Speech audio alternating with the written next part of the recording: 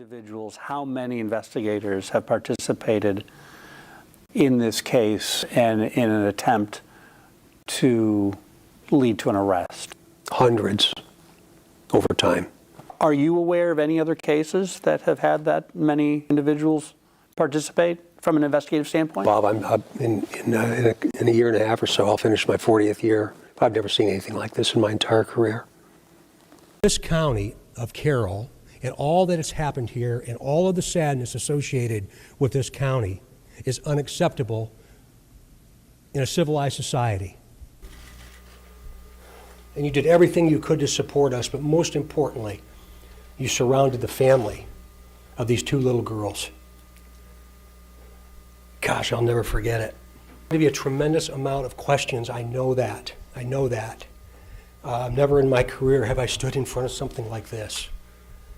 Please be patient with us, please. We owe the community, we owe the family, we owe the state and literally the nation an explanation as to what happened.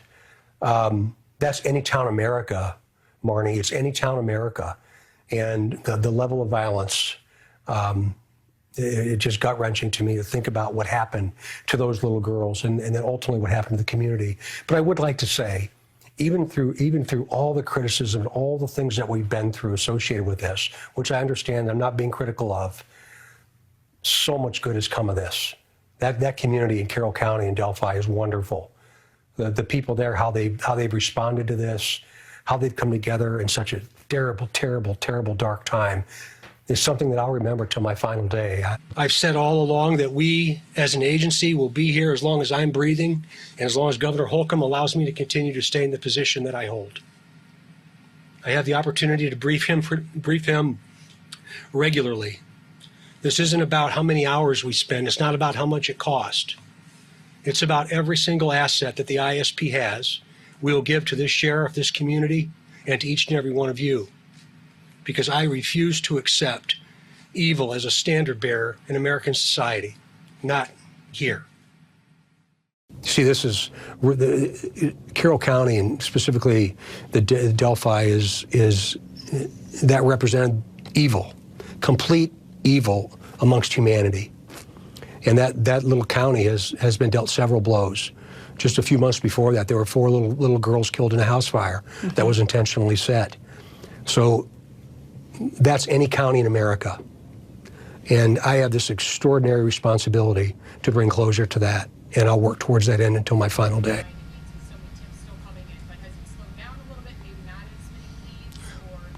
As with any major case, it ebbs and flows, right? I mean, the rhythm, it ebbs and flows. And this one is certainly no different. When it does slow down, it gives these incredible servants standing behind me an opportunity to take a breath.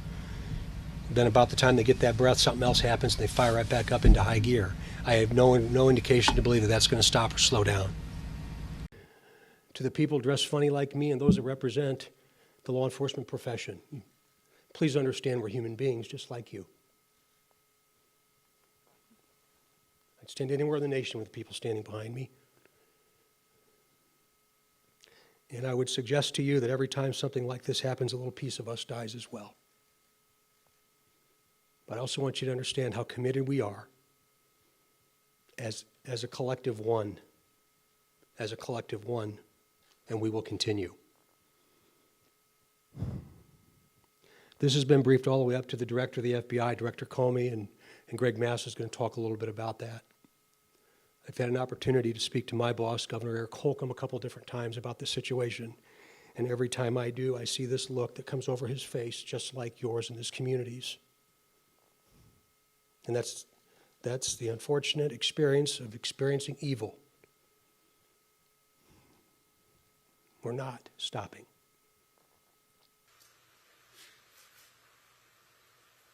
If you choose to be critical of our silence, be critical of me, not the front line. These are the folks who have committed their entire lives to a successful conclusion. In other words, a guilty verdict. These are the folks who have committed their entire lives to a successful conclusion. Conclusion.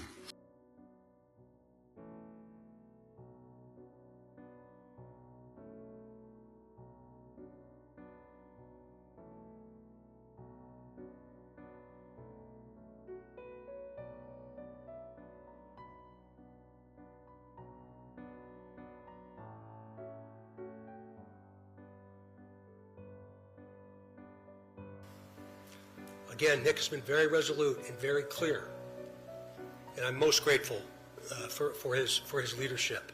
And it's going to be really important as we move forward. There are lots of questions because the Carroll County prosecutor filed a request at the courthouse. Why is information in this case, why is the probable cause affidavit not released right now? Once the prosecutor made the decision to do that and the judge signed that document, it took it completely out of our hands. I believe in the probable cause. I've read it multiple times. I believe in that probable cause, and I believe in its outcome. I think one of the reasons is because it's captured the attention of the world, because it's Everytown USA. It's Everytown USA. It's your daughter and it's mine. It's her friend and it's my daughter's friend. I think that's one of the reasons that it's captured the attention of really the globe. Years. Did you think it would take this long to get an arrest? That's a tough question to answer. This has ebbed and flowed for me.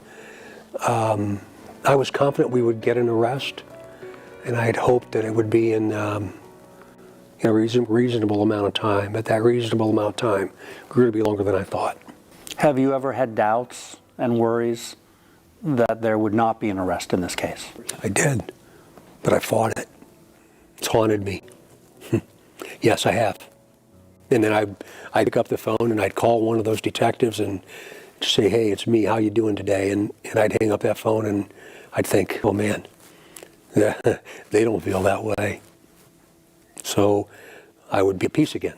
No one in this room should have access to those records. Sure, it is unusual. We don't do it very often in all the cases that we handle here in Carroll County.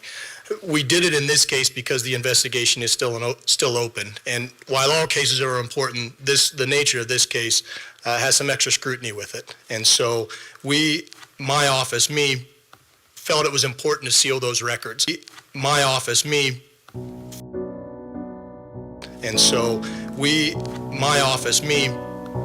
it was important to seal those records.